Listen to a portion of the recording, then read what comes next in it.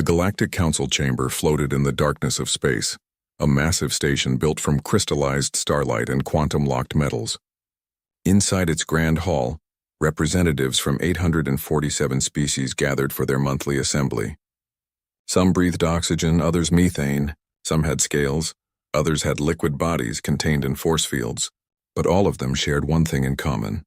They never spoke about Sector 7739. Ambassador Krelix of the Vraxian Empire stood before the council for the first time. His scales gleamed deep purple under the chamber's adaptive lighting, and his 4 eyes burned with ambition. The Vraxians were newcomers to the council, having joined only 10 cycles ago after conquering 40 star systems in just 20 years. They were warriors, proud and strong, and they feared nothing in the galaxy.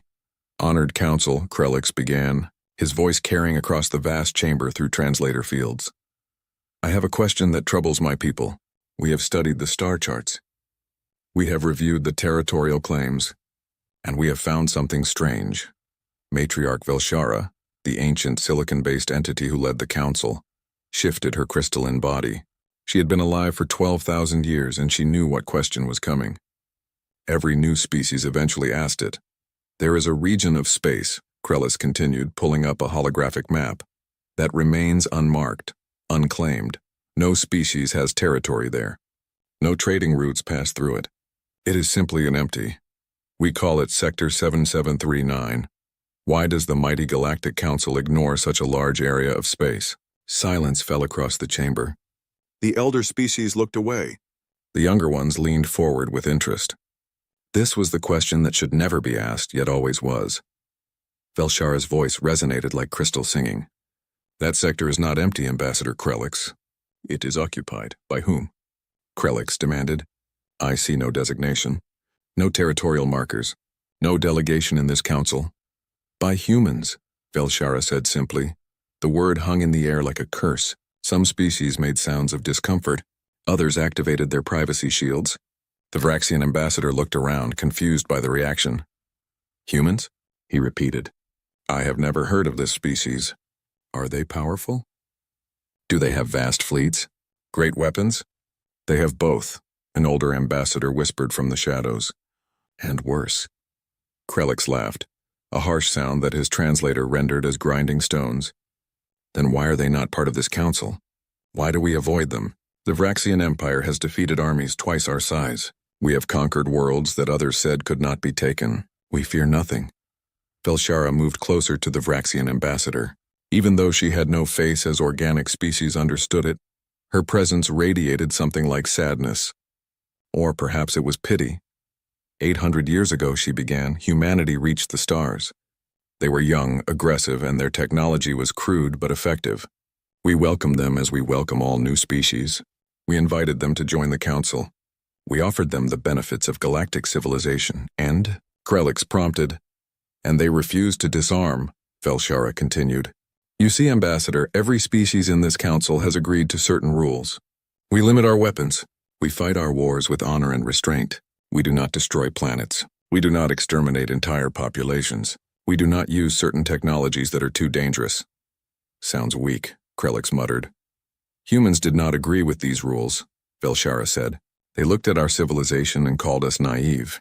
They said that any species that limited its own weapons would eventually be conquered by one that did not. So they refused to join us unless they could keep all their weapons, all their technology, all their methods of war.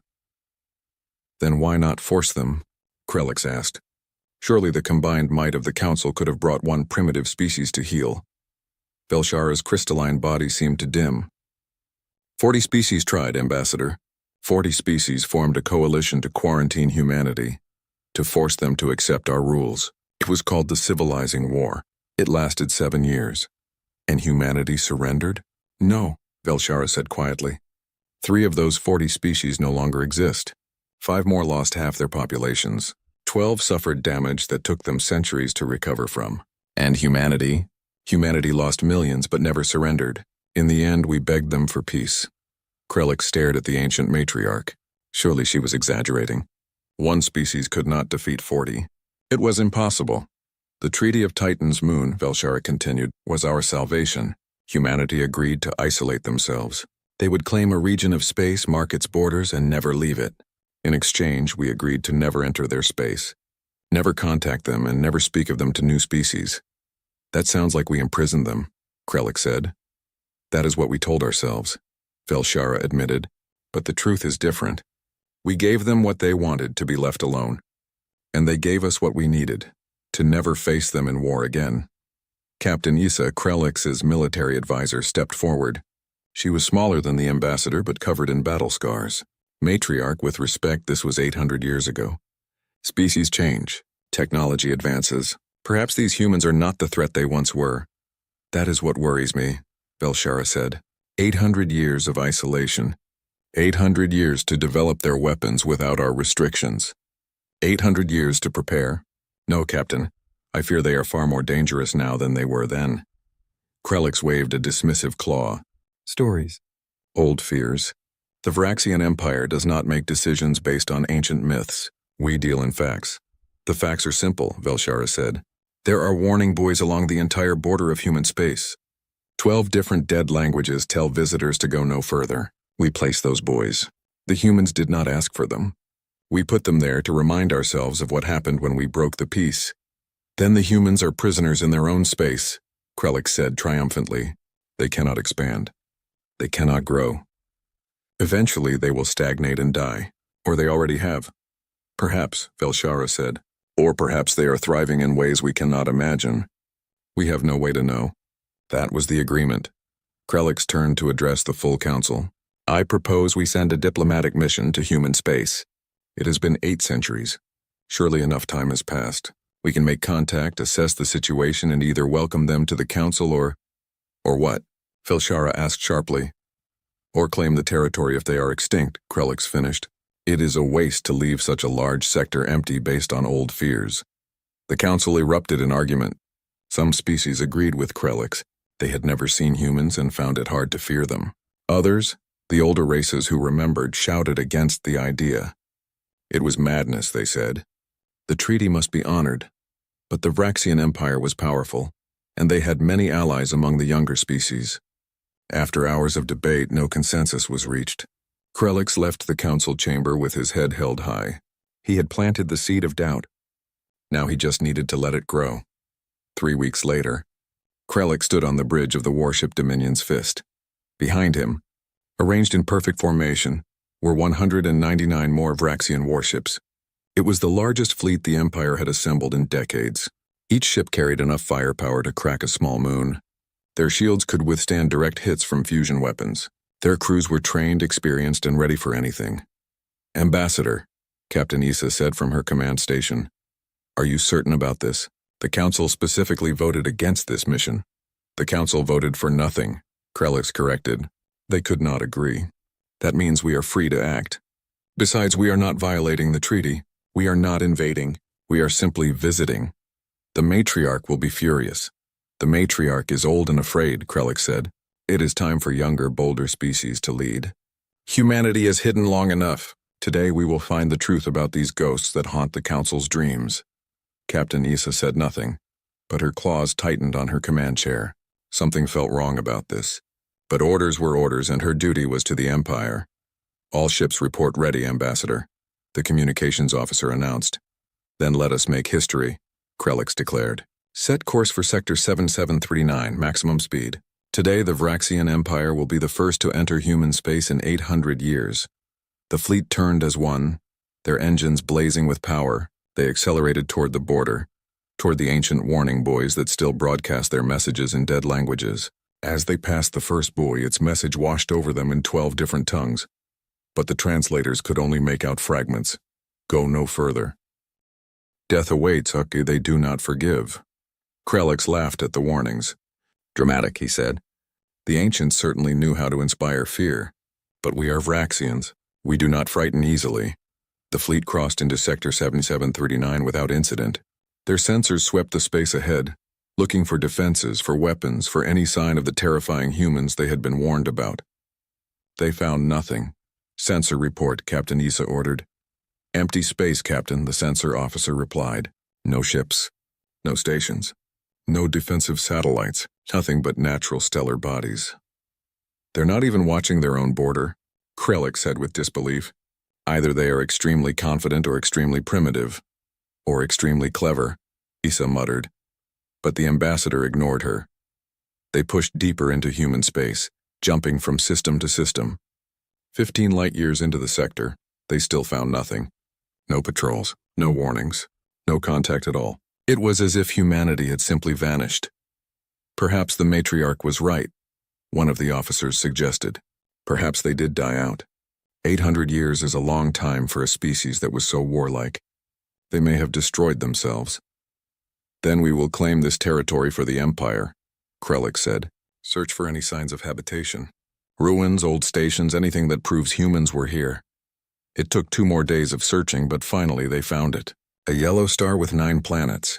Their sensors detected orbital structures around the 3rd planet, massive space stations, and signs of industrial activity. Energy readings were everywhere. This was not a dead system. This was inhabited. Life signs? Krellick demanded, scanning. I'm reading approximately 12 billion individuals on the 3rd planet and surrounding structures. Carbon-based, similar to 60% of known species. Their technology appears to be interesting. Inferior to ours? In some ways, yes. Their power generation is less efficient. They're faster than light drives or slower, but their communication networks are incredibly dense, and I'm detecting some unusual energy signatures I cannot identify. 12 billion, Krellick said thoughtfully. That's small. The Vraxian homeworld alone has 80 billion. These humans are not as numerous as the old stories suggested. Should we make contact? Captain Issa asked. Of course, Krellick said. That's why we came. Helm, take us into orbit around the 3rd planet. All ships, battle formation. I want them to see our strength. Let them understand that the galaxy has changed since they hid themselves away. The Vraxian fleet moved toward Earth, 200 warships arranged in an intimidating display of military power. As they entered orbit, their sensors picked up dozens of space stations, satellite networks, and smaller ships moving between them. It was clearly an advanced civilization, but nothing that seemed threatening. Broadcast on all frequencies, Krellick ordered. Tell them we come in the name of the Galactic Council and the Vraxian Empire. Tell them it is time to talk. Before the message could be sent, a single ship appeared on their sensors. It was small compared to their dreadnoughts, maybe a quarter of the size. Its design was angular, aggressive, covered in what looked like weapon ports. The ship moved toward them with surprising speed. That's a military vessel, Captain Issa said. Old design, maybe 200 years based on the hull configuration. It's called the Remembrance. 1 ship. Krellick laughed. They send 1 ship to meet a fleet of 200? These humans have courage, I'll give them that. Or they're suicidal. The human ship stopped several thousand kilometers away. A communication request came through. Krellick accepted it, curious to see these legendary warriors who had terrified the galaxy centuries ago. The holographic display flickered to life, showing a human female. She had dark hair tied back from her face, brown skin, and eyes that seemed to look straight through the display into Krellick's soul. She wore a military uniform, dark blue with silver insignia. Her face was calm, but there was something in her expression that made Captain Issa's scales tingle with warning. I am Captain Sarah Chen of the United Earth Defense Force, the human said, her voice cold and clear. You have violated the Treaty of Titan's Moon. You have entered human space without permission. You have 1 chance to leave peacefully. Turn your ships around and exit our territory. You have 60 minutes. Krellick stared at her, then burst into laughter. You dare give me orders? Human. I am Ambassador Krellick of the Vraxian Empire. Behind me are 200 warships, each capable of destroying your entire orbital infrastructure. You have 1 small, outdated destroyer. I suggest you choose your next words carefully. Captain Chen's expression did not change. 59 minutes. Listen to me, human, Krellick said, his voice hardening. Your species has been hiding for 800 years while the galaxy moved forward. The Council has forgotten you. New powers have risen. The Vraxian Empire alone controls more territory than your entire species ever claimed. We came here to offer you a choice. Join the modern galaxy, submit to our protection and prosper, or refuse and be swept aside by history. 58 minutes, Chen said. I will not repeat myself again. You don't understand your position, Krellick said. Allow me to demonstrate. He turned to his weapons officer. Target one of those abandoned orbital platforms. The one at coordinate 772. Destroy it. Sir, that's not... Captain Issa began. Do it, Krelix ordered. One of the Vraxian dreadnoughts powered up its main weapon. A beam of concentrated plasma shot across space, striking the orbital platform. For a moment, the platform's shields held, then they collapsed. The structure exploded in a brilliant flash, debris scattering into space. Krelix turned back to Captain Chen. Do you see? That platform had shields, and we destroyed it in seconds. What do you think we could do to your planet? Captain Chen's face had changed. Her calm expression was gone, replaced by something that looked like ice. Her eyes were hard, and when she spoke, her voice carried a weight that made even Krelix hesitate. That platform was not abandoned. She said quietly, it was a memorial. 300 people died there in an accident 200 years ago. We kept it as a grave. You just desecrated the resting place of 300 souls. Krelix started, but Chen continued. You came here with your fleet to intimidate us. You came here thinking we would bow to your strength. You came here believing the old stories were exaggerations. Ambassador Krelix of the Vraxian Empire, you have made 3 mistakes today. And what are those? Krelix asked, his confidence wavering. Your first mistake was entering our space. Your second mistake was threatening us. Your third mistake was firing a weapon in our system. Captain Chen leaned forward. You have declared war on humanity. God help you because we won't. The communication ended. The holographic display went dark. For a moment, the bridge of the Dominion's fist was silent. Then Captain Issa screamed, All ships battle stations! Ray shields! Power weapons! What are you? Krelix started. The sensor displays lit up like stars being born. Ships appeared on every screen. Not dozens, not hundreds. Thousands of ships materialized out of empty space, surrounding the Vraxian fleet on all sides. They had been there all along, invisible, waiting. Where did they come from? Krelix whispered. They were cloaked, the sensor officer said, his voice shaking. Stealth technology beyond anything I've ever seen. They've been watching us since we entered the system. Maybe since we crossed the border. They were always here. Captain Issa looked at her screens and felt her blood run cold. This wasn't first contact. This was an execution. The humans had let them come, let them make their threats, let them fire their weapon, and now they would show the Vraxians why the Galactic Council had been so afraid. Ambassador, Captain Issa said quietly, I think we just learned why no one enters human space. The human ships began to move, and the Vraxian fleet realized too late that they had not discovered the humans. The humans had allowed themselves to be found. And now the galaxy was about to remember why they had agreed to never return. The Vraxian fleet hung in space, surrounded by thousands of human ships that had appeared like ghosts. On the bridge of the Dominion's fist, Ambassador Krelix stood frozen, his 4 eyes trying to process what the sensors were showing. It was impossible. No species could hide this many ships. No stealth technology was this perfect. Count, Captain Issa demanded, her voice tight with controlled fear. I'm reading. 3,217 ships, the sensor officer reported. Wait, more are appearing. 3,500, 4,000. They're still materializing. That's more than our entire military has, another officer whispered. Krelix found his voice. Impossible, scan them. What class are they? Are they real or just projections? They're real, sir. I'm reading power signatures, life signs, weapon charges. The ships vary in size.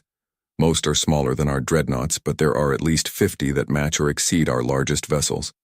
And Ambassador, their weapons are hot. They're ready to fire. Captain Issa looked at the tactical display.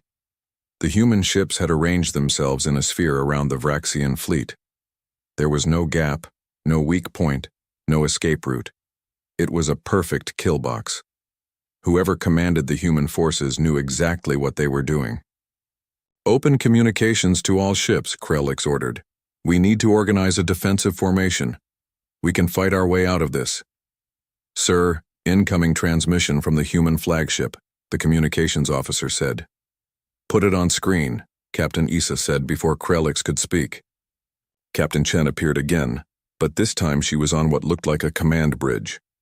Behind her, dozens of officers worked at stations, their movements efficient and practiced. This was not a crew that was scrambling to respond. This was a crew that had been ready for war long before the Vraxians arrived. Ambassador Krelix, Chen said, I gave you 60 minutes to leave. You have now had 5 minutes to contemplate your situation. I will explain what happens next because I want you to understand exactly what you have done. Captain Chen, please, there has been a misunderstanding.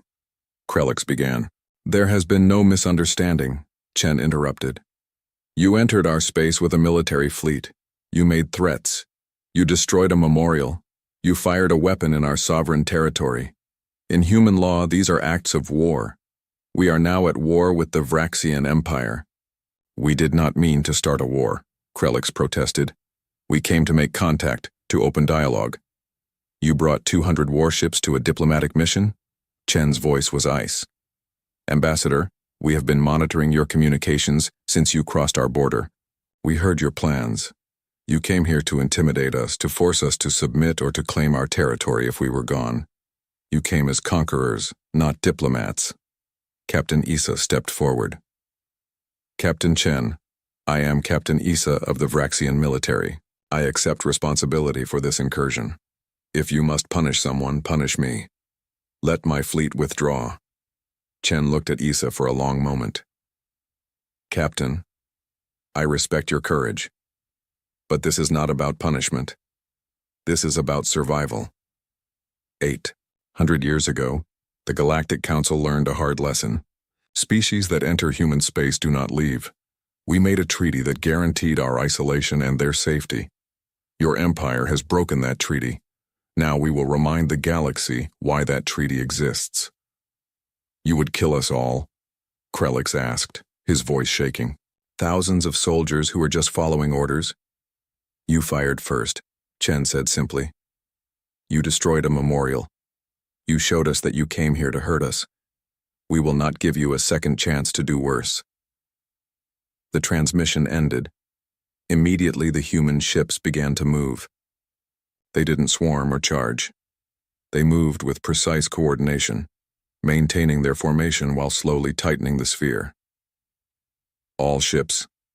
Battle formation Delta, Captain Issa ordered. Concentrate fire on the closest human vessels. We break through one section and run for the border. The Vraxian fleet began to move, their ships grouping together and turning toward what looked like the weakest part of the human formation. Their weapons powered up, shields at maximum. If they were going to die, they would die fighting. Fire, Issa commanded. 200 Vraxian warships opened fire simultaneously. Plasma beams, missile volleys, and kinetic projectiles shot toward the human ships. The space between the fleets lit up with weapons fire. It should have been enough to overwhelm the humans in that sector.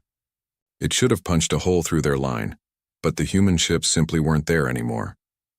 They moved faster than anything the Vraxians had ever seen, accelerating and changing direction in ways that should have turned their crews into paste from the G-forces. The Vraxian weapons struck empty space. How are they moving like that? An officer shouted. Inertial dampeners beyond our technology, the science officer reported. Their ships can pull maneuvers that would kill us, and their crews don't even feel it. It's like they're not following the same laws of physics. Then the humans returned fire. The first indication something was wrong came when the shields on the dreadnought warrior's pride simply vanished. Not collapsed, vanished. One moment they were at full power, the next they were gone. Then the ship itself came apart, torn open from bow to stern by something moving so fast the sensors barely registered it. What hit them? Krelix screamed. Kinetic projectile, the sensor officer said, his voice shaking. Traveling at 0.95 light speed, our shields are designed to stop energy weapons and missiles. This went through them like they weren't there. More Vraxian ships died. The humans were using relativistic kill vehicles.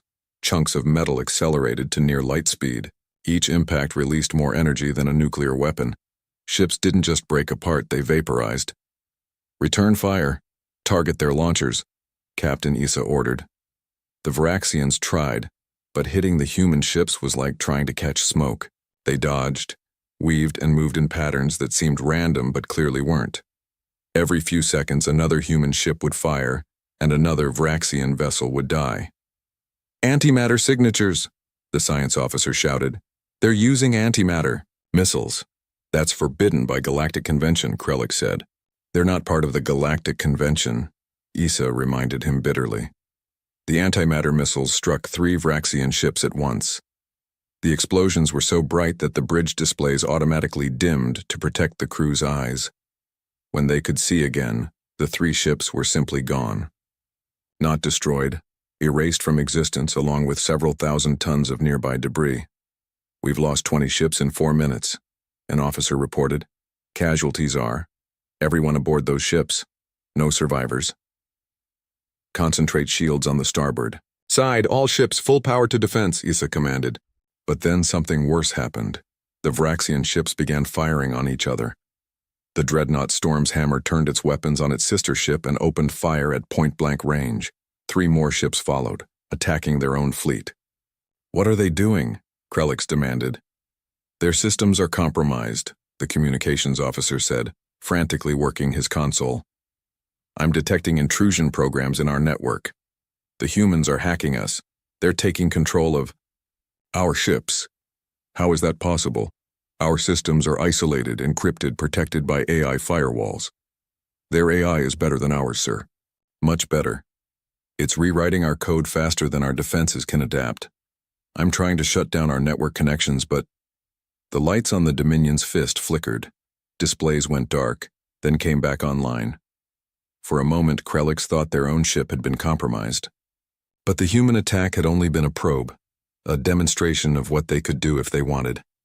47 ships lost, the tactical officer reported. We're down to 153 operational vessels. Damage reports coming in from all sectors. Admiral, we can't win this. Captain Issa looked at the display. The truth was clear. They were being toyed with. The humans could have destroyed the entire fleet in the first minute. Instead, they were taking their time, killing ships one by one, showing the Vraxians exactly how outmatched they were. All ships, full retreat, Issa ordered. Scatter pattern Omega. Jump to FTL as soon as possible. We can't just run, Krellick protested. We don't have a choice, Issa snapped. They're killing us. Every second we stay here, more of our people die. The Vraxian fleet tried to scatter, each ship choosing a different direction to flee, but the human sphere was ready for that too. Every time a Vraxian ship tried to accelerate to FTL speed, human ships were already in position to intercept. The kill box was perfect. They're predicting our movements, the navigation officer said. No matter where we try to go, they're already there. Then we fight, Issa said quietly. If we can't run, we fight until they kill us or let us go. All ships, form defensive sphere, back to back. Make them pay for every ship they take. The remaining Vraxian vessels pulled together, forming a tight ball with their strongest shields facing outward. It was a desperate move, but it was all they had left. They fired everything they had at the surrounding humans, hoping to overwhelm them with sheer volume. The battle raged for hours. The Vraxians fought with courage, with desperation, with everything they had, and slowly, steadily they died. The humans dismantled them ship by ship, using tactics that were clearly designed not just to destroy but to terrify. They would disable a ship's weapons but leave life support, letting the crew watch their fleet die around them. They would hack into communications and broadcast the screams of dying Vraxians across all frequencies. They were sending a message, and that message was clear. This is what happens when you enter human space. By the 8th hour of battle, only 60 Vraxian ships remained. Krellick sat on the floor of the bridge, his scales pale with shock. Captain Issa was wounded, green blood seeping through her uniform, but she refused medical attention. She needed to see this through, to bear witness to what her crew endured. Incoming transmission, the communications officer said weakly. It's Captain Chen. Put it on, Issa said. Chen appeared on the screen. She looked tired, but her voice was still strong. Captain Issa, you and your people have fought well. You have courage. That is why I am going to offer you something we rarely give, a choice. What choice? Issa asked. One ship will be allowed to survive, Chen said. One ship will be allowed to leave human space. That ship will carry a message back to the Galactic Council, back to the Vraxian Empire, back to everyone who thinks the old warnings were just stories. The rest of your fleet will die here. Choose which ship lives. Krellick stood up, his legs shaking. Let me go. I am the ambassador. It is my responsibility. No, Chen said. Not you, Ambassador. You started this war with your arrogance. You will witness what arrogance costs, but you will not be the one to spread the warning. Captain Issa, you tried to stop this. You understood the danger. You will be our messenger. I won't leave my crew, Issa said. You will, Chen replied, because if you don't, everyone dies. All 60 ships. Give the order, Captain. Tell your crew to evacuate to one vessel. You have 10 minutes. Issa looked at the faces of her bridge crew. They had followed her into this disaster. They deserved better than to die in a war they didn't start. All ships, she said into the fleet-wide channel. Evacuate to the destroyer Swift Revenge. Transfer all critical personnel and wounded. You have 9 minutes. There was chaos as ships began moving close to each other. Shuttles and teleporters working overtime to move personnel. Some ships were too damaged to evacuate. Some crews stayed behind voluntarily, giving up their spots for the wounded. In the end, nearly 4,000 Vraxians crammed into a destroyer designed for 300. Krelix tried to board the Swift Revenge, but Captain Issa stopped him. You wanted to make history, Ambassador. You wanted to be bold. Now you will watch what boldness costs. You stay with me. When the 9 minutes were up, the Swift Revenge separated from the fleet. The human ships opened a narrow corridor in their formation, just wide enough for one vessel. The destroyer moved through it slowly, its crew silent, watching their fellow ships grow smaller in the distance. On the Dominion's fist, Krelix and the remaining Vraxians waited for death. But first, Captain Chen appeared on their screens one last time. Ambassador Krelix, she said, before you die, I want you to understand something. 800 years ago, the Galactic Council demanded we disarm. They said our weapons were too brutal, our methods too cruel. They said we needed to be civilized. We refused and they attacked us. She gestured behind her and the screen split to show archived footage. Humans fighting against overwhelming odds. Cities burning under alien weapons. Human ships, primitive and small, ramming into enemy dreadnoughts because they had no other weapons left. Children being trained to fight. Entire planets mobilized for total war. They thought they were teaching us a lesson, Chen continued. They thought we would surrender once we understood their superiority. But humans do not surrender. We adapt, we evolve, we learn, and most importantly, we remember. The footage changed, showing human technology advancing, ships growing larger, more deadly, weapons being developed that made the Galactic Council's arsenals look like toys. Humans didn't just fight, they transformed war into a science. We spent 800 years alone, Chen said. While you explored the galaxy, we explored the boundaries of military technology. While you made peace among yourselves, we made ourselves into the perfect weapon. We didn't do this because we wanted to conquer. We did it because we wanted to ensure that no one would ever conquer us.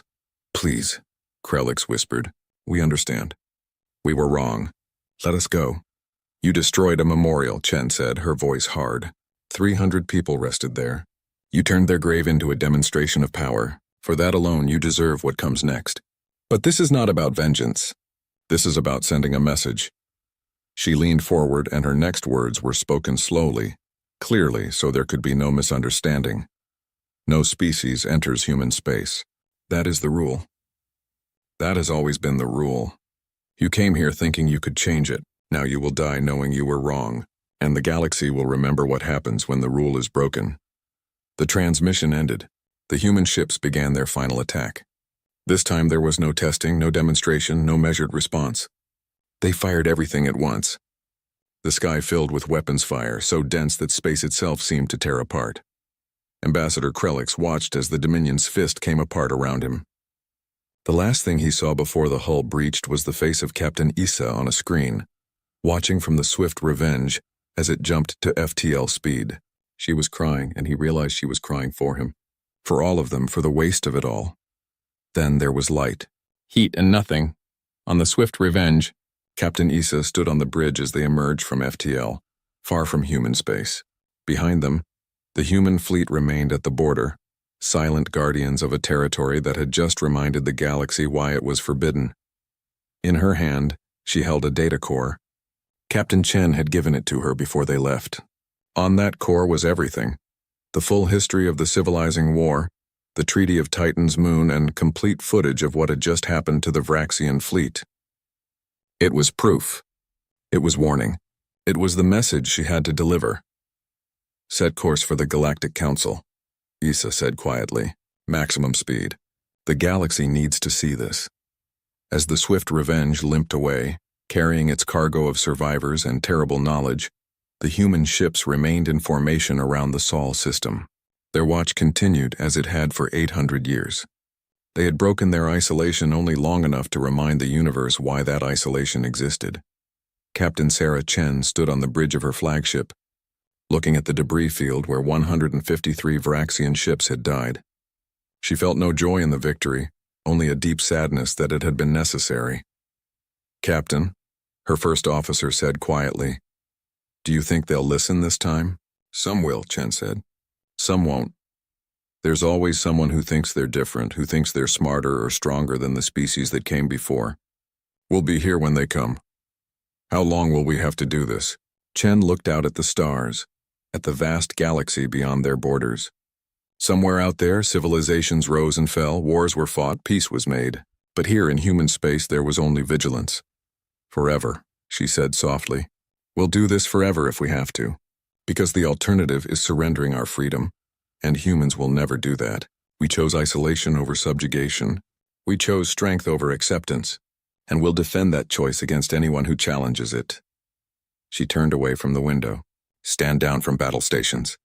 Resume normal patrol patterns, and someone clean up that debris field. Give those Vraxians the dignity of a proper grave. They were fools, but they were brave fools. That deserves respect." As the human fleet dispersed, returning to their hidden positions throughout the Sol system, one fact remained clear. The treaty held not because humanity was weak, but because humanity was terrifyingly strong. The border existed not to contain them, but to protect everyone else. And the galaxy was about to remember that lesson once again.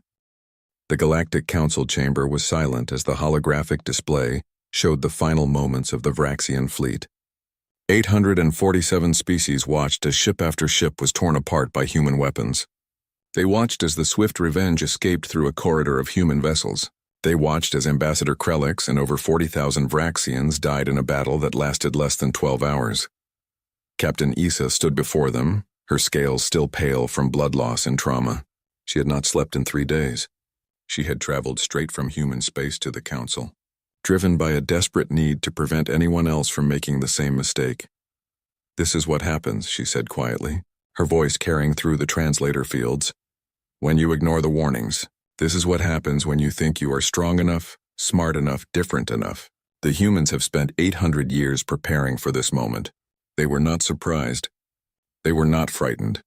They were ready. Matriarch Velshara's crystalline form pulsed with a dim light. "Captain Issa, you have our deepest sympathies for your loss. But we must understand, did you provoke this attack? Did Ambassador Krelix do something to anger the humans?" "He destroyed a memorial," Issa said. "A platform where 300 humans died 2 centuries ago. He used it as a demonstration of our weapons, to show we were superior." She looked around the chamber. "The humans consider their dead sacred. We desecrated a grave. In their eyes, we declared war." "But surely," a young ambassador from the Talarian collective spoke up, "the response was disproportionate? To destroy an entire fleet over one memorial?" Issa turned to look at the Talarian. "You saw the battle. Do you think that was the humans fighting at full strength? They had over 4,000 ships surrounding us. They used maybe 1/10 of their weapons. They could have destroyed us all in minutes. Instead, they took hours. They wanted us to understand, truly understand, that we never had a chance." The holographic display changed, showing the data core's full contents. Images from 800 years ago appeared, the civilizing war. The council members watched as their ancestors' fleets attacked human colonies.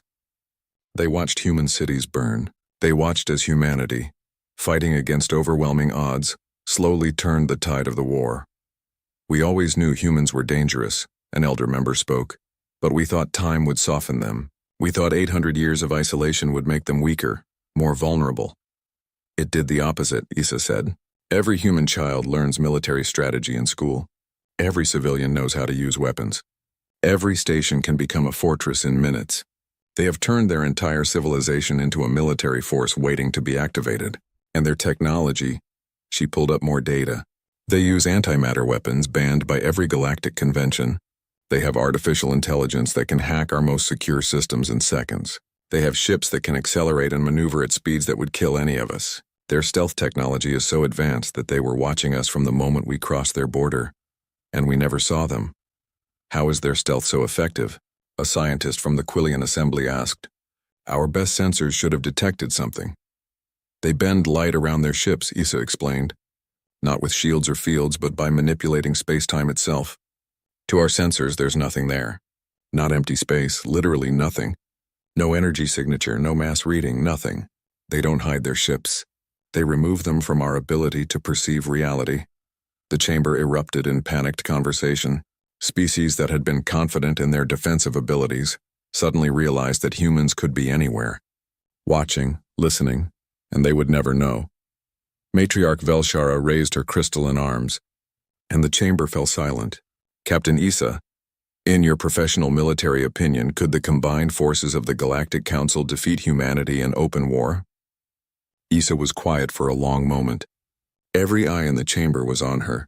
She thought about her crew, her friends, the 40,000 Vraxians who had died. She thought about the cold efficiency of the human attack, the perfect coordination, the overwhelming technological superiority. No, she said finally. We would lose, even if every species contributed their full military might. Even if we had numerical superiority of 1,000 to 1, we would lose. Humans have spent 8 centuries doing nothing but preparing for war. They have no trade routes to defend, no diplomatic relations to maintain, no internal politics to distract them. They have one purpose: to ensure no one can ever conquer them. They have perfected it. That cannot be true, the Vraxian High General said from the embassy section. You are traumatized, Captain. You saw your fleet destroyed. But surely combined council forces. General. Issa interrupted, her voice hard. I watched human ships move in ways that should be impossible. I watched them fire weapons that our shields could not stop. I watched them take control of our computers as if our security meant nothing. And I watched them do all of this while using only a fraction of their fleet. They have 4,000 ships in just one system. The data core shows they have 50 colonized systems. How many ships do you think they have total? 10,000? 50,000? 100,000? The silence that followed was absolute. The math was simple and terrifying. If humanity had even 10,000 ships with the technology Issa described, they could conquer a significant portion of the galaxy before anyone could stop them. Why haven't they? A voice asked from the upper gallery. It was Ambassador Thren of the Peaceful Consortia, a species that had never fought a war. If they are so powerful, why haven't they left their territory? Why haven't they conquered us? Because they don't want to, Issa said.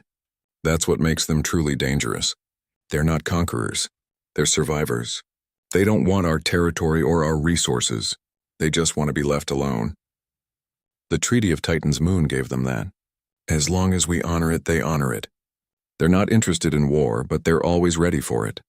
Matriarch Velshara turned to the full council. We must vote on a response. Do we honor the treaty and reinforce the border? Or do we consider the Vraxian fleet's destruction an act of war and respond in kind? War, the Vraxian High General shouted. They killed 40,000 of our citizens. This cannot stand. But Captain Issa stepped forward. General, with respect, they killed 40,000 who invaded their territory. We broke the treaty. We fired first. We desecrated their memorial. By any standard of interstellar law, they acted in self-defense. If we go to war over this, we are the aggressors, and we will lose. You are a coward, the general said coldly. I am a realist, Issa replied. I was there. You were not. I watched them kill us like we were nothing. If you want to send more Vraxians to die, that is your choice. But I will not support it. I will not lead soldiers into a war we cannot win against an enemy who only wants peace. The Vraxian High General stood and stormed out of the chamber. But Issa's words had struck a chord with many of the other species. They had seen the footage. They had heard her testimony. And they understood that this was not about pride or honor. It was about survival. For 3 days, the council debated. War faction argued that allowing humans to destroy a council fleet without response would make them look weak. Peace faction argued that the Vraxians had violated the treaty and deserved their fate. Neutral species tried to find a middle ground. During those 3 days, something else happened. The data core Captain Issa had brought contained more than just battle footage. It contained 800 years of human history, Species throughout the galaxy began to study it, to understand what humanity had become during their isolation. They learned about human culture, which seemed to glorify warriors and sacrifice. They learned about human entertainment, which was filled with stories of underdog victories and never surrendering. They learned about human philosophy, which held that freedom was worth any price, including death. But most disturbing of all, they learned about human weapons development. The data core showed a timeline of technology advancement that made galactic scientists weep. Humans had not stagnated, they had exploded forward.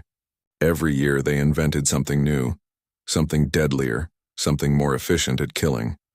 They weaponized everything, a Quillian scientist reported to the Council. Technologies we use for mining, they use for weapons. Technologies we use for medicine, they use to develop biological agents. Technologies we use for communication, they use for cyber warfare. Every single advancement in human civilization has a military application. They think in terms of weaponization by default. That's insane, someone said. That's survival, Captain Issa corrected. They were attacked by 40 species. They learned that peace is not given, it must be defended. So they defend it with everything they have. On the third day of debate, something unexpected happened. A transmission came from the edge of human space. It was broadcast to the entire Galactic Council on all frequencies. Captain Sarah Chen appeared on screens across the galaxy. "People of the Galactic Council," she said, "I am Captain Sarah Chen of the United Earth Defense Force. 800 years ago, our species signed the Treaty of Titan's Moon. We agreed to isolate ourselves, to remain in our designated space and to never interfere with galactic affairs. In exchange, you agreed to never enter our territory, to never attack us, and to leave us in peace." She paused, and her expression was grave. "The Vraxian Empire broke that treaty. They entered our space with a military fleet. They made threats. They fired weapons. They destroyed a memorial to our dead. By the laws of war that we know, by the terms of the treaty itself, we were justified in defending ourselves. We did so. The result is what you have all seen." The transmission showed images of the battle, but from human perspectives. It showed Vraxian ships firing first. It showed the destroyed memorial. It showed everything that led to the human response. "We do not seek conflict," Chen continued. "We never did. 800 years ago, we asked only to be allowed our own way of life, our own methods, our own choices. The Council refused. They demanded we change to fit their ideals. We refused. War resulted. The treaty ended that war." She leaned forward, and her next words carried weight. "We will honor that treaty. We will remain in our space. We will not expand. We will not attack. We will not conquer, but we will defend ourselves against anyone who threatens us. The borders exist for your protection, not ours. Remember that." Then her expression softened slightly. "I know some of you are debating war. I know some of you think you must respond to save face or honor. I ask you not to make that mistake. We don't want to fight you. We don't want to kill you. We want only to be left alone. Give us that and we give you peace. Force us to fight and we give you annihilation." The transmission showed one final image. Earth, beautiful and blue, floating in space. Around it, barely visible, were the defensive platforms, the orbital stations, the thousands of ships that protected it. "This is our home," Chen said softly. "We will defend it with everything we have, everything we are, and everything we can become. Choose peace. Choose to honor the treaty. Choose to let us remain as we are, because the alternative benefits no one." The transmission ended. The council chamber was absolutely silent. Some members were frightened. Some were angry, but most were thoughtful. They had heard not a threat but a plea. Humanity did not want war. They were offering peace, but from a position of absolute strength. Matriarch Velshara spoke into the silence. "I propose a vote. All in favor of reaffirming the Treaty of Titan's Moon, of strengthening the border protocols, and of declaring human space permanently off-limits to all council species. Indicate now." Lights began to appear throughout the chamber. Green for yes, red for no, amber for abstain. Captain Issa held her breath, watching as the votes tallied. When the count was complete, the result was clear. 691 votes for peace, 156 votes for war. The treaty would stand. The Vraxian delegation walked out of the chamber. They had voted for war and they had lost. Captain Issa did not walk out with them. She stayed, standing before the council. knowing she had just betrayed her own people in their eyes, but saved them in reality. Captain Issa, Matriarch Velshara said gently, "You have lost your fleet, your crew, and now you're standing in your own empire. What will you do now?" Issa looked up at the ancient matriarch. "I will make sure this never happens again. I will travel to every world, every species, every military academy, and I will tell them what I saw. I will make them understand that the warnings are not myths, the borders are not suggestions, and humans are not to be tested. That is a heavy burden to carry alone," Velshara said. "I won't be alone," Issa replied. "There are 4,000 survivors from my fleet. Many of them will help me. We'll make sure the galaxy remembers what happens when you enter human space." Over the following weeks, new protocols were established. The border around human space was reinforced with additional warning buoys. Autonomous defense systems were placed along the perimeter, not to attack humans trying to leave, but to stop anyone trying to enter. Every species was required to update their star charts with multiple layers of warnings. Most importantly, the full history of the civilizing war and the recent Vraxian incident was made mandatory study material for all military academies in the galaxy. New officers would learn about humanity from day one. They would understand that the borders existed for a reason. Captain Issa began her journey, traveling from world to world, telling her story. At first, many dismissed her as a failure, someone making excuses. But she always had the data core, always had the footage, always had the proof. And slowly, minds changed. She spoke at the Talarian War College, showing future officers how quickly human tactics adapted. She spoke at the Quillian Science Institute, demonstrating human technology that seemed impossible. She spoke at gatherings of civilian leaders, explaining why the treaty protected them, and always she ended with the same words. Humans are not evil. They are not monsters.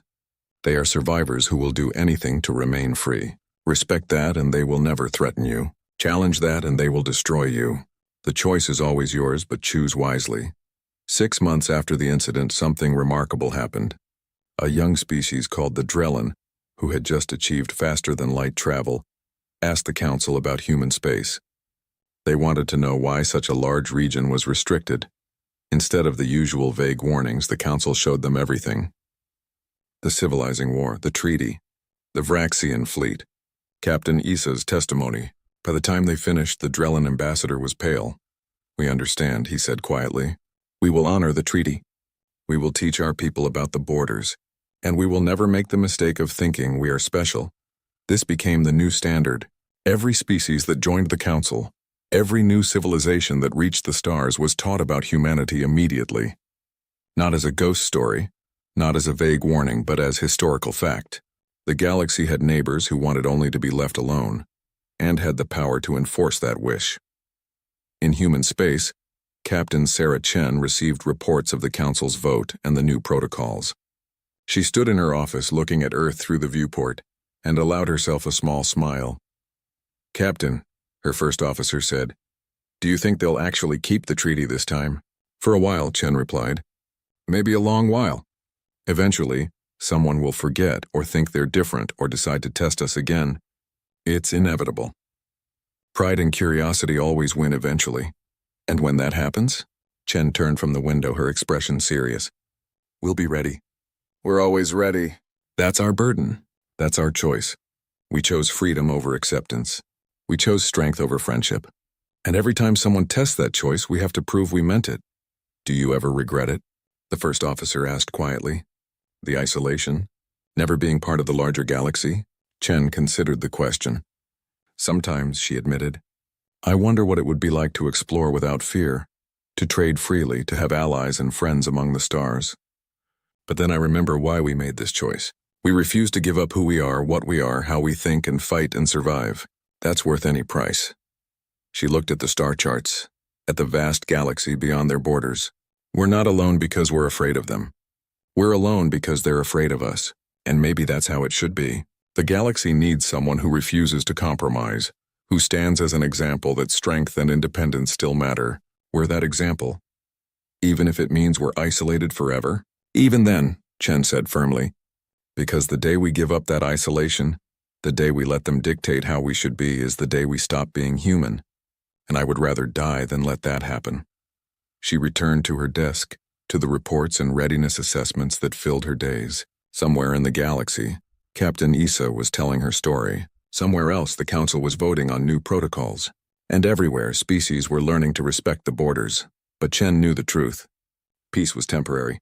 War was always waiting. And humanity would be ready when it came. They always were. 10 years had passed since the Vraxian fleet had entered human space and never returned. 10 years since the Galactic Council had reaffirmed the Treaty of Titan's moon. 10 years of peace, of respect for borders, of careful avoidance of the sector marked with warnings in 12 dead languages. But peace, as Captain Sarah Chen had predicted, was never permanent. In the neutral zone between Council space and human territory, a small station floated. It had been built carefully precisely on the border, touching neither side.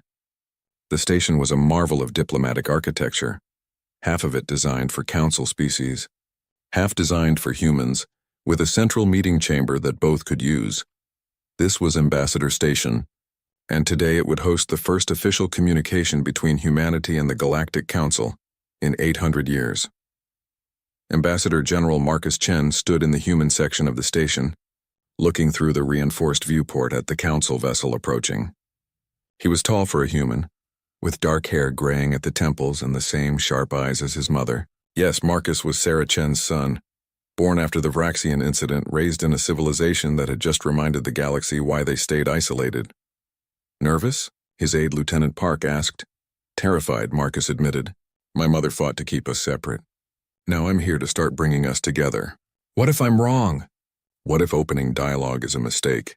The Council voted for this meeting, Park reminded him. They want to talk. That's progress. Or it's a trap, Marcus said darkly. We won't know until it happens. On the Council ship, Matriarch Velshara prepared for her own journey to the station. She had watched civilizations rise and fall for 12,000 years, but she had never been as uncertain as she was now. Humanity was a paradox, a species so dangerous that they had to be isolated, yet so principled that they honored the isolation perfectly. Matriarch, her aide said, the human delegation has arrived at the station. They're waiting in their section. Have they brought weapons? Velshara asked. Our sensors detect standard personal defense equipment. Nothing more. They're following the protocols exactly. Of course they are, Velshara said. Humans may be warriors, but they're not cheaters. If they agree to terms, they honor them. That's what makes them both terrifying and trustworthy. The meeting chamber was a neutral space, filled with adaptive atmosphere that could support both silicon and carbon-based life. When Marcus entered from the human side and Velshara from the Council side, they stopped, studying each other across the empty room. Matriarch Velshara, Marcus said formally, on behalf of humanity, I thank you for agreeing to this meeting. Ambassador Chen, Velshara replied, her crystalline voice harmonizing through the translation field. On behalf of the Galactic Council, I thank you for your willingness to communicate. They moved to the center of the room where a simple table had been placed. As they sat, Marcus in a chair, Velshara settling her crystalline mass onto a specially designed platform, the tension was palpable. I will be honest with you, Ambassador, Velshara began. Many council members oppose this meeting. They fear humanity. They remember the civilizing war. They saw what happened to the Vraxian fleet. They believe that any contact with your species will lead to war. And yet you came, Marcus said. Because isolation cannot last forever, Velshara replied. 800 years is a long time, but it is not eternity. Eventually, circumstances will force interaction. Better to establish communication now on our terms than to wait for an emergency that forces contact under bad conditions. Marcus nodded. We agree. My mother once told me that the borders protect the Council more than they protect us. But she also said that maybe someday we could find a way to coexist without fear. This is that attempt. Your mother is Captain Sarah Chen, Velshara said. I have studied her transmissions, her tactics, her words. She is a formidable person. She's also retired now, Marcus said with a slight smile. At 78, she finally agreed to let younger people take over. But her lessons remain. She taught me that strength without wisdom is just violence. That power without restraint is just destruction. Humanity has power, Matriarch. We have strength, but we need wisdom. Maybe the Council can help with that. And what can humanity offer the Council? Velshara asked. Marcus was quiet for a moment. Perspective. See, the Council has been at peace for so long that you've forgotten what war really means. You have rules for combat, conventions for conflict. You fight wars like games with agreed-upon rules. That works fine until you meet someone who doesn't play by your rules. You mean like humanity, Velshara said. No, Marcus said. I mean like the next species that refuses to be civilized. Because we won't be the last. Somewhere in the galaxy, another species is evolving, developing weapons, learning to fight. Eventually, they'll reach the stars. And they might not be as reasonable as we are. You call yourselves reasonable? Velshara's tone was almost amused. We made a treaty and honored it for 800 years, Marcus pointed out. We could have left our space at any time. We could have conquered weakly defended systems. We could have struck at the Council from surprise. But we didn't. We stayed where we agreed to stay. That's reasonable. Velshara considered this. He was right. Humanity could have broken the treaty countless times, but they never had. Even when the Vraxians invaded, the humans sent one survivor back with a warning instead of launching a counterattack into Council space. What do you propose? She asked. Cultural exchange, Marcus said. Limited, controlled, but real. Let some of your scientists study our technology. Not the weapons, but the underlying principles. Let us study yours. Let our historians share stories. Let our artists see each other's work. Let us understand each other not as threats, but as neighbors who happen to live separately. That is dangerous, Velshara said. What if understanding leads to conflict? What if our species are too different to coexist peacefully? Then we'll find out before an emergency forces the issue, Marcus replied. Right now the Council knows us only as warriors. We know the Council only as the civilizations that attacked us. Neither side has the full picture. That ignorance is more dangerous than knowledge. Over the next several hours they talked. Marcus explained the human perspective. A species that had fought countless wars against itself, learned the hard lessons of total warfare, and decided that the only way to preserve peace was to be too strong to attack. Velshara explained the Council perspective. Species that had evolved past physical conflict, that valued cooperation over competition, that saw war as a failure of civilization. We are not so different, Marcus said eventually. You want peace. We want peace. The difference is how we achieve it. You achieve it through understanding and cooperation. We achieve it through strength and deterrence. Both methods work in their own way. But your method requires constant vigilance, Velshara observed. You can never rest, never relax your guard. That must be exhausting. It is, Marcus admitted. Every human child learns military strategy. Every civilian knows emergency protocols. Every station can become a fortress.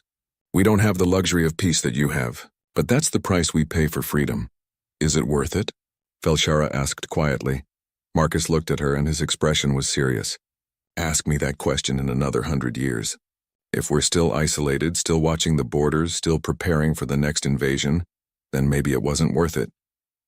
But if we can find a way to engage with the galaxy while remaining ourselves, to contribute without compromising, to have allies without surrendering our principles, then yes, it will have been worth everything. The meeting continued for days. They discussed technology, culture, history, and philosophy. They debated the nature of peace and war. They argued about the civilizing war and who was at fault. But they never came close to violence. Instead, they came to understanding.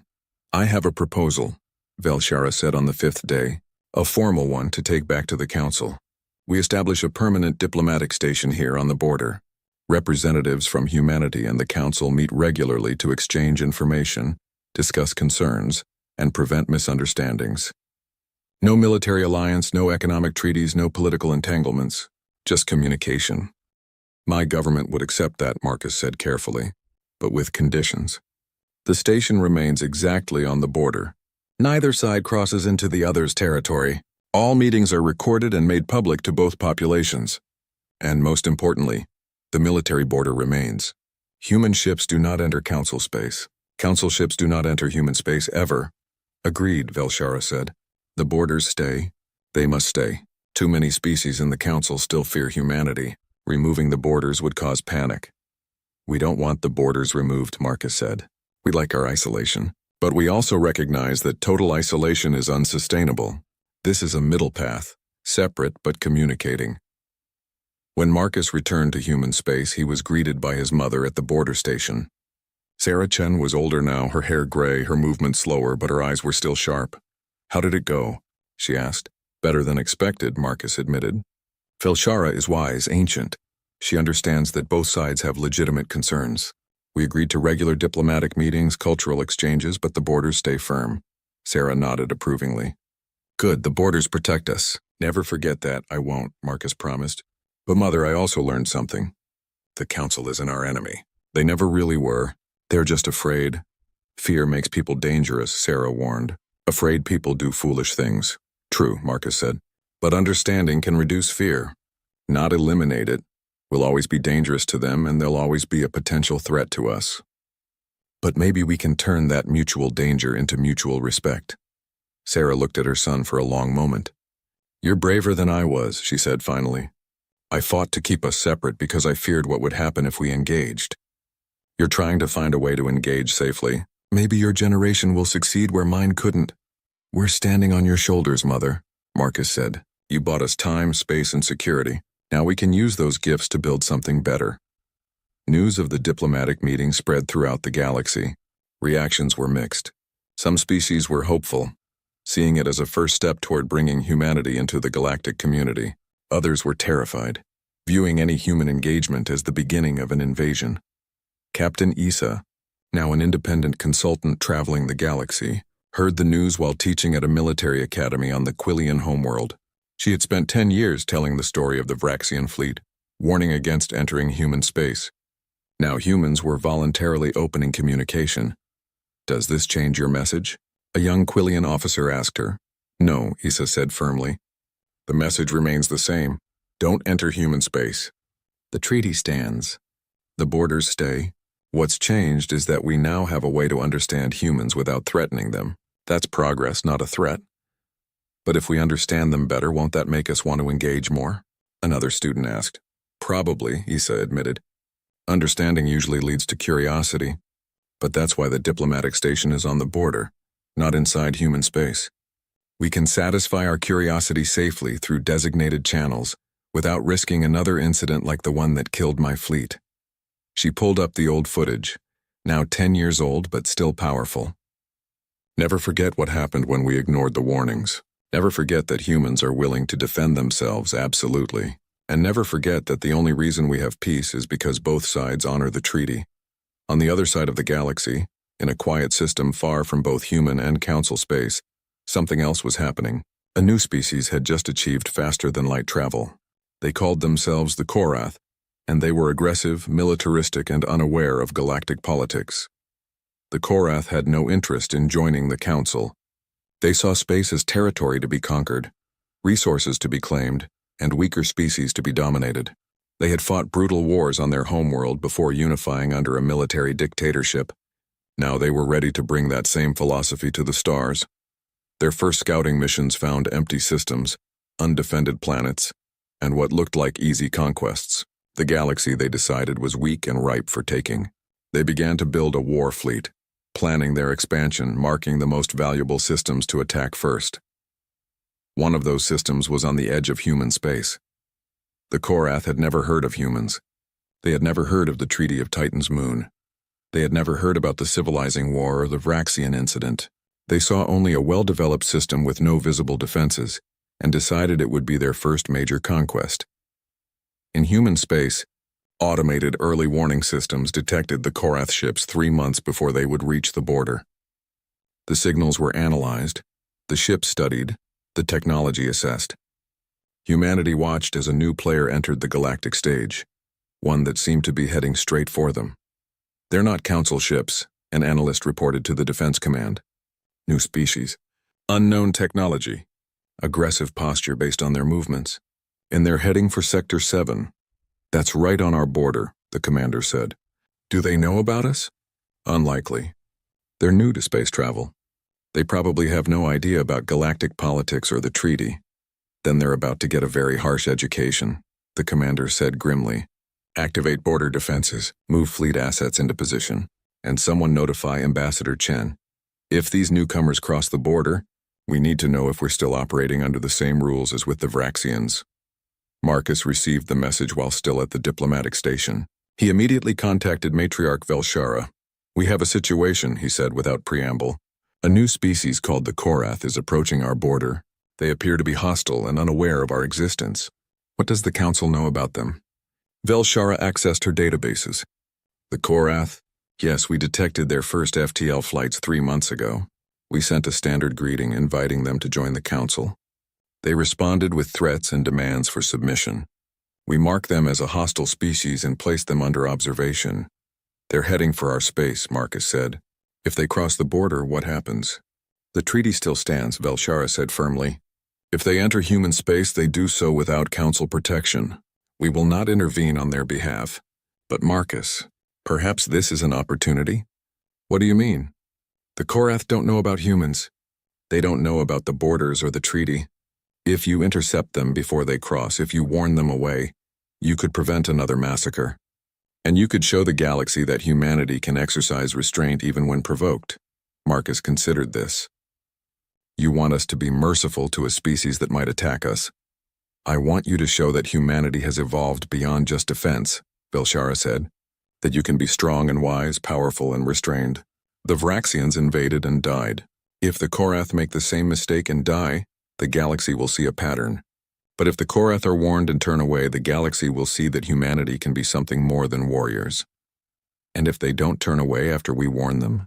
Velshara's crystalline form pulsed. "Then the galaxy will see that you tried, that the blood is on their hands, not yours. Either way, you gain respect." Marcus made a decision. "We'll try. I'll recommend that our fleet intercept them in neutral space before they reach the border. We'll give them one chance to turn back. After that, you do what you must," Velshara said.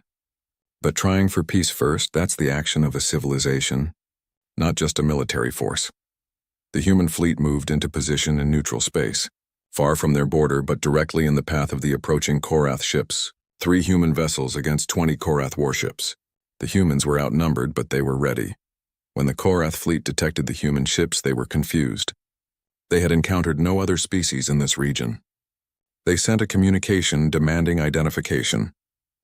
The response came from Commander Rodriguez of the UEF Vigilant. "This is Commander Maria Rodriguez of the United Earth Defense Force. You are approaching human territory. We are here to inform you that the space ahead is restricted. You must change course immediately." The Korath commander laughed. "We recognize no restrictions. Space belongs to those strong enough to take it. If you are here to challenge us, then fight. If you are here to surrender, then submit. We are here to warn you," Rodriguez said patiently. 1 kilometer ahead is a boundary. Beyond that boundary is human space. By interstellar treaty, any unauthorized entry is an act of war. We will defend our territory absolutely. Turn back now and no one needs to die today. 3 ships against 20. The Korath commander sneered. "You're either insane or suicidal. We will destroy you and take whatever lies beyond." Rodriguez's voice hardened. "You've been warned. What happens next is your choice." The Korath ships accelerated toward the human vessels, weapons charging. They expected an easy victory. They had superior numbers and their weapons had never failed against any opponent. What they got instead was a demonstration of why the Galactic Council feared humanity. The battle lasted 6 minutes. When it was over, 15 Korath ships were destroyed, 3 were heavily damaged but intact, and 2 had fled. The 3 human ships were undamaged. Not even their shields had been significantly stressed. Commander Rodriguez sent one final transmission to the surviving Korath ships. "Take this message to your people. The territory beyond this point is human space. No one enters without permission. This is the only warning you will receive. Share what happened here. Learn from it. And never return." The Korath ships limped away carrying news of the devastating defeat. Their military dictatorship would spend months analyzing what had gone wrong, how 3 ships had destroyed 15, how their superior numbers had meant nothing, and across the galaxy the story spread once again. Humanity had tried peace. They had offered a warning. They had given the Korath a choice. And when that choice was rejected, they had demonstrated their power decisively but without cruelty. They had even let survivors escape to spread the tale. Captain Issa heard the news and smiled grimly. "That's new," she said to her students. 10 years ago, humans would have destroyed the entire fleet. Now they let survivors go to carry the message. Maybe Ambassador Chen is right. Maybe humanity is evolving. Does that make them less dangerous? A student asked. No, Issa said. It makes them more. A warrior who knows when not to kill is far more terrifying than one who always kills, because it means they're choosing restraint, not unable to follow through, and a choice can always be reversed. In the neutral zone, Marcus met with Velshara again. You heard? He asked. The entire galaxy heard, Velshara replied. You intercepted them in neutral space. You offered warning. You demonstrated force without cruelty. And you let survivors carry the tale. Ambassador Chen, you may have just shown the galaxy a new side of humanity. Or confirmed their fears that we're too dangerous to interact with, Marcus said. Perhaps both, Velshara admitted. But I will tell you this. The Council just held an emergency session. The vote was unanimous. The diplomatic initiative continues. Your restraint proved that engagement with humanity is possible. You could have annihilated the Korath. Instead, you educated them. That distinction matters. Marcus looked through the viewport at the space between human and Council territory. It's going to be a long road, isn't it? Building trust, reducing fear, learning to coexist. Yes, Velshara agreed. But for the first time in 800 years, it feels possible.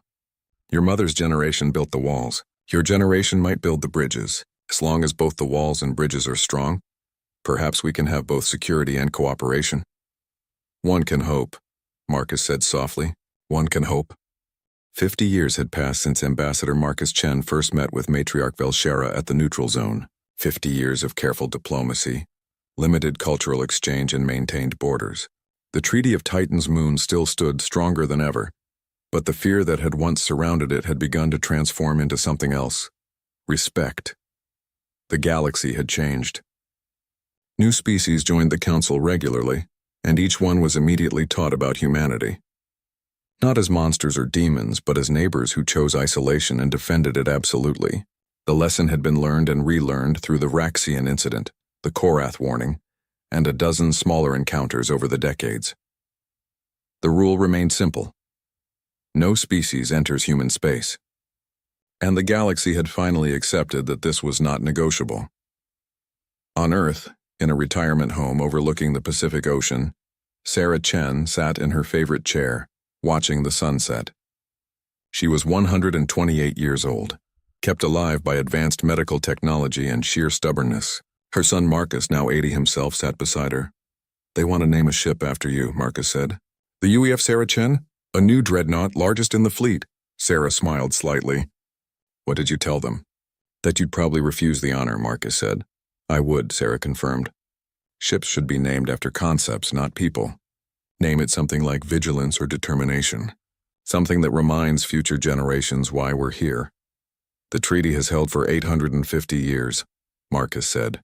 That's longer than most civilizations have existed. Do you think it will last forever? Sarah was quiet for a moment, looking out at the ocean. No, she said finally. Nothing lasts forever. Eventually, circumstances will change. Maybe we'll change. Maybe the Council will change. Maybe someone will find a way to force contact that neither side can refuse. But for now, for these centuries, we've proven something important. What's that? That peace doesn't require friendship, Sarah said. That different philosophies can coexist if both sides respect boundaries. The Council wanted us to be like them, civilized by their standards. We refused. They attacked. We defended. And in the end, we found a balance where both sides can thrive without destroying each other. Some species still think we're monsters hiding in the dark, Marcus said. Let them think that, Sarah replied. Fear keeps people honest. Respect keeps them peaceful. We have both. That's better than being liked but not respected. Marcus smiled. You know, Matriarch Velshara said something similar when we last met. She said that humanity's greatest gift to the galaxy wasn't our technology or our tactics. It was our example that sovereignty matters, that a species has the right to be itself even if others don't understand or approve. Velshara is still alive? Sarah asked with surprise. Silicon-based beings live a long time, Marcus said. She's been guiding the Council for 12,000 years now. She remembers when humans first reached the stars. She remembers the civilizing war. She remembers everything. Then she remembers why the treaty exists, Sarah said firmly. Good. As long as people like her remember, the peace will hold. In the Galactic Council chamber, a new crisis was unfolding. A species called the Gen Collective had been expanding aggressively, conquering smaller civilizations and forcing them into their empire. The Council had tried diplomacy, economic sanctions, and limited military intervention. Nothing worked.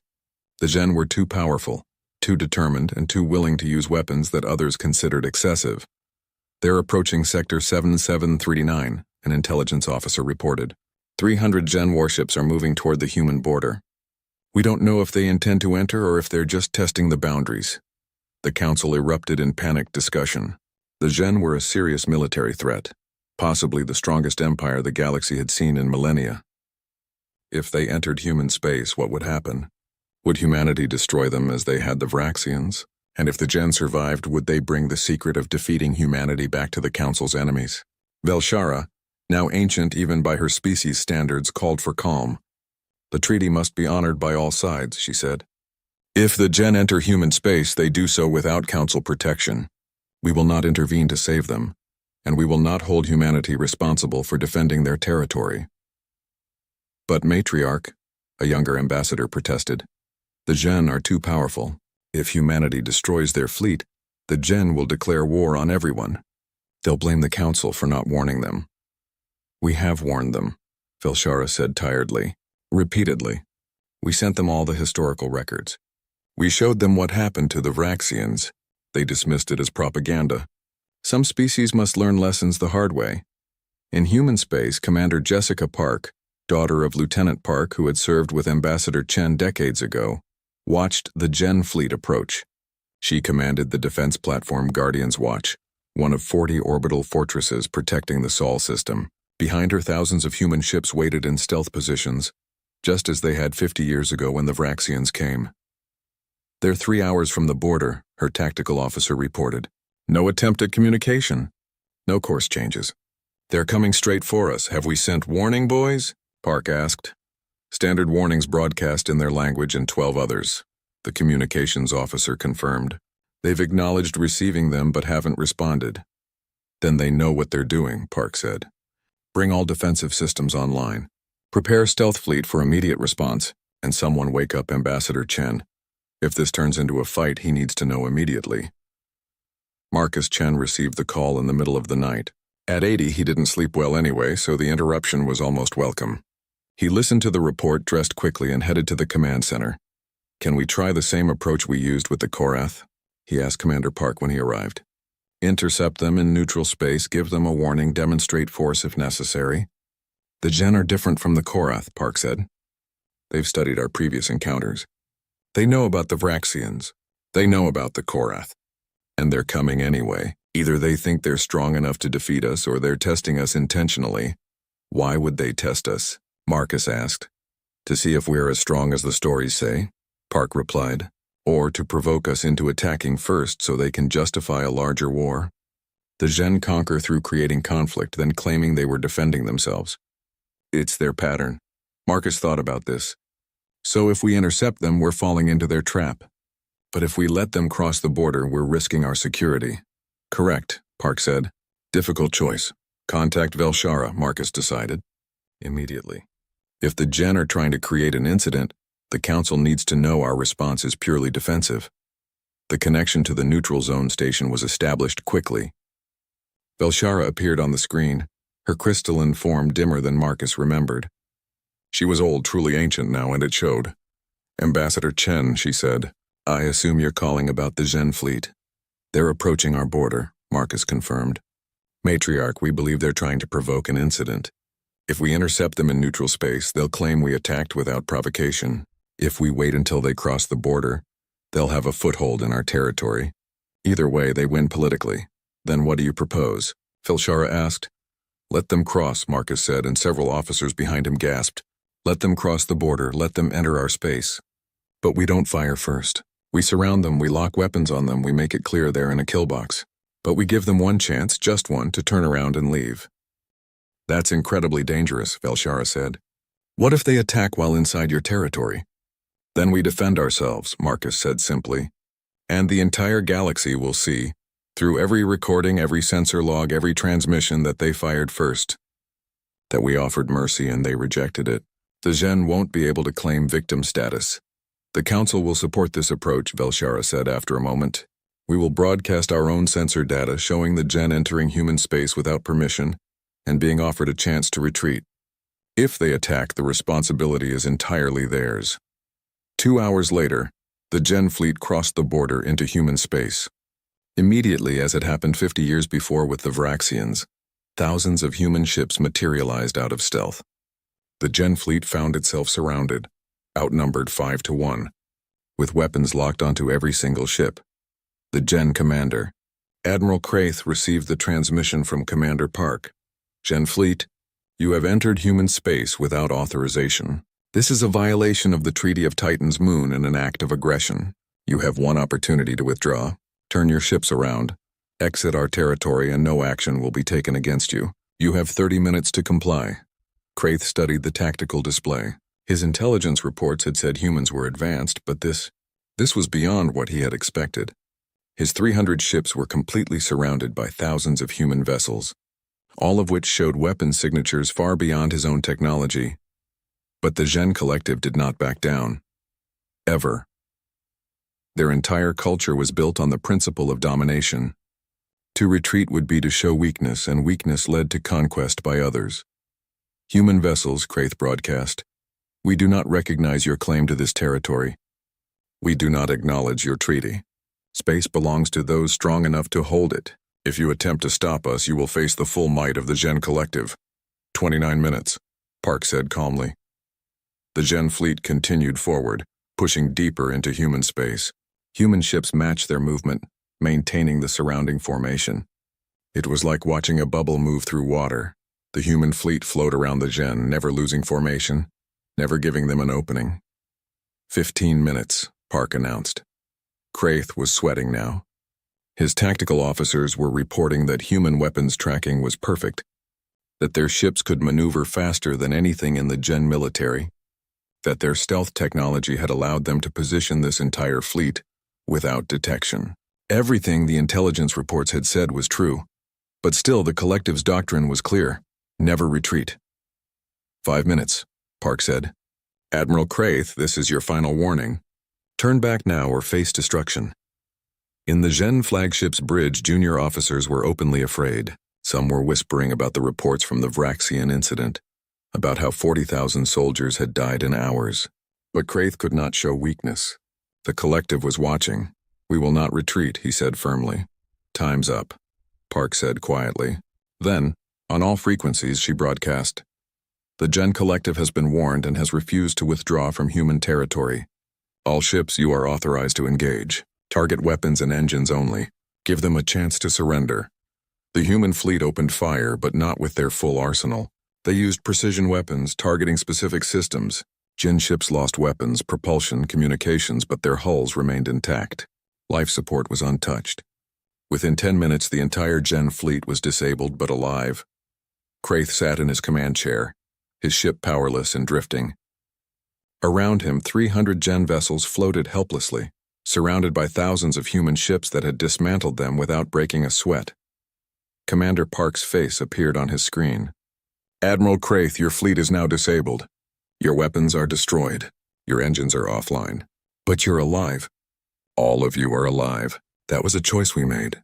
Why? Kraith asked, his voice hollow. Why not kill us? Because we're not conquerors, Park said. We're defenders. You came into our space. You threatened us. We stopped you. That was necessary. But killing you wasn't necessary. You're no longer a threat, so you get to live. What now? Kraith asked.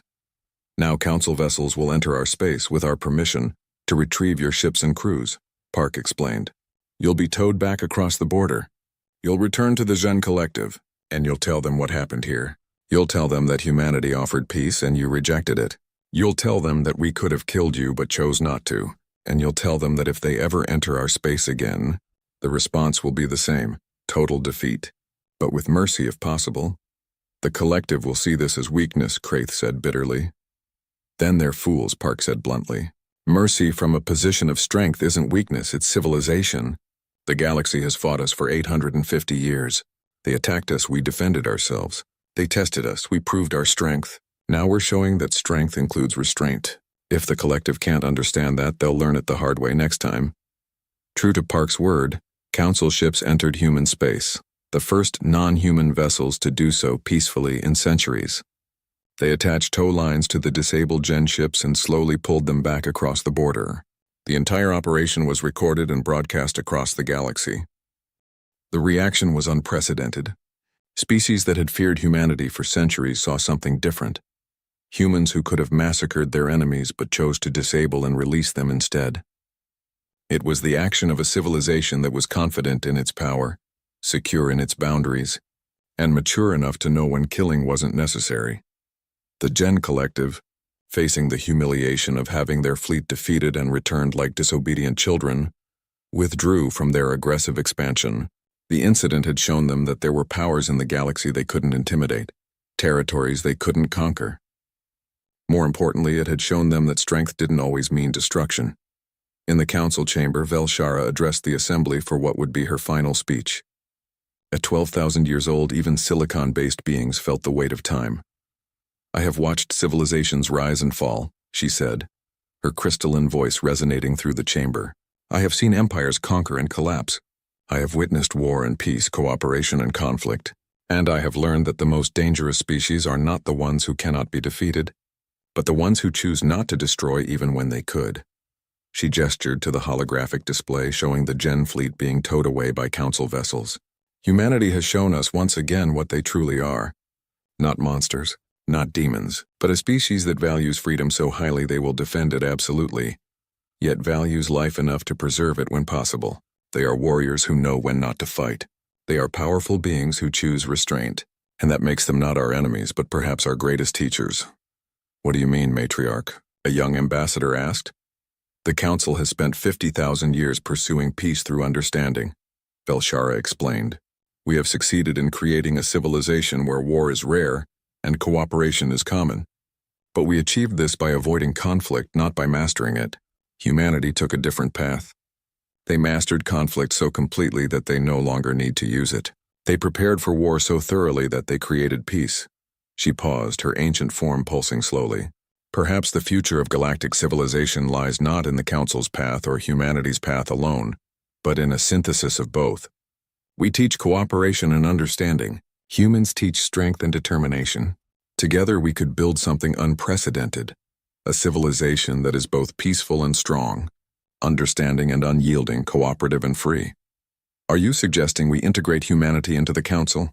someone asked. "No," Velshara said firmly. "The borders must remain. Humanity needs its isolation and we need the boundaries. But perhaps we can learn from each other across those borders. Perhaps the next 1,000 years can be about building respect across differences, rather than eliminating differences to build harmony." On Earth, in the retirement home, Sarah Chen watched the Council's broadcast. Tears ran down her weathered face. "Marcus," she said to her son who had come to watch with her, "I think we might have done it. I think we might have actually done it." "Done what, Mother?" "Shown them that freedom is worth defending," Sarah said. "That compromise isn't always the answer. That sometimes the right thing to do is to say no and mean it, even when everyone else says you should say yes. We stayed true to ourselves for 850 years. We fought when we had to. We showed mercy when we could, and maybe finally they understand." "The treaty will hold?" Marcus asked. "For a while longer at least," Sarah said. "Maybe another 100 years. Maybe another 1,000. Eventually something will change. But we've proven the principle. A species can choose its own path, defend that choice, and still be part of the larger community. We don't have to be alone to be free, and we don't have to surrender to be connected." She reached out and took her son's hand. "You'll carry this forward. Your generation and the ones after. The borders stay, but the dialogue continues.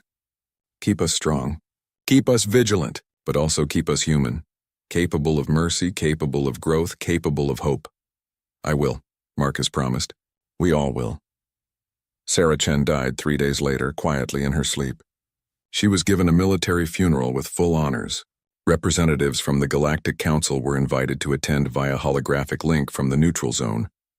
They watched as humanity mourned one of their greatest defenders, a woman who had shaped their destiny for nearly a century. Velshara, too old now to continue as matriarch but still revered throughout the galaxy, sent a personal message. Sarah Chen taught the galaxy that strength without cruelty is the highest form of power. She defended her people absolutely, but never sought to harm others unnecessarily. She is proof that warriors can be wise, that power can be restrained, and that isolation can be a choice rather than a punishment. The galaxy is lesser for her passing, but greater for her having lived. The years continued to pass. The treaty held. The borders remained. But the dialogue between humanity and the Council grew stronger, more complex, more nuanced. Cultural exchanges became regular events. Scientific cooperation occurred across the neutral zone. Artists from both sides shared their work, finding common ground in creativity even when they couldn't agree on politics. 100 years after the Gen incident, Ambassador David Park, grandson of Jessica Park, great-grandson of the original Lieutenant Park, met with the new council matriarch, a gaseous being named Theshera, who had taken over after Velshara finally retired. "Matriarch," David said, "I have a question that my grandfather asked his grandmother, who asked her mother. How long can this continue? The separation, the borders, the careful distance?" Theshera's form swirled thoughtfully. "How long do you want it to continue?" "Forever," David said immediately. "We've seen what happens when species try to make us conform. We've fought those battles. We won our freedom at great cost. We won't surrender it for convenience or politics." "Then it will continue forever," Theshera said simply. "The Council has learned that some species are meant to walk their own path. Humanity is one such species. Your isolation is not a failure of integration. It is a success of self-determination. And the galaxy accepts this?" "The galaxy has no choice," Theshera said with what might have been humor. "You've made it very clear that entry to human space is fatal to anyone who attempts it. But you've also shown that you can be reasonable neighbors, willing to communicate, willing to help in shared crises, willing to contribute to galactic civilization without compromising your sovereignty. That is enough." David looked out at the stars visible through the station viewport. "You know what I think? I think we're going to be doing this for thousands of years. Talking across borders, cooperating at a distance, being part of the galaxy while remaining separate from it. It's not what anyone wanted originally, but maybe it's what everyone needs." "Perhaps," Theshera agreed. "The galaxy is vast enough for many different approaches to civilization. The Council's way works for most species. Humanity's way works for humans. And the existence of both makes the galaxy richer than if everyone followed the same path. My great-grandmother Sarah used to say that peace doesn't require friendship," David said. "Just mutual respect and honored boundaries." "Sarah Chen was wise," Theshera said. "The Council archives contain all her speeches and transmissions. She is studied by our military academies as an example of strategic thinking, by our philosophers as an example of principled determination, by our historians as an example of how a single individual can shape the destiny of civilizations. She'd probably hate being that famous," David said with a smile. "She just wanted to keep humanity safe." "She did more than that," Theshera said. "She kept humanity free. And in doing so, she reminded the entire galaxy that freedom matters, that sovereignty matters, that the right to choose your own path matters. The Galactic Council existed for 50,000 years before humanity reached the stars. We had answers to every question, solutions to every problem. Then you arrived and asked a question we couldn't answer. What if we don't want your solutions? That question changed everything. In human space, children still learned military tactics in school. Civilians still practiced emergency protocols. Every station could still become a fortress in minutes. The vigilance never ended, the preparations never ceased. But now, alongside the military training, children also learned about the Council, about the thousands of species in the galaxy, about the different ways civilizations could organize themselves. And they learned about the Treaty of Titan's Moon, about Sarah Chen and Marcus Chen and all the others who had defended humanity's right to be itself. They learned that strength without wisdom was tyranny, that power without restraint was destruction, and that isolation could be a choice rather than a curse. The borders remained, marked by warnings in 12 dead languages and 12 living ones.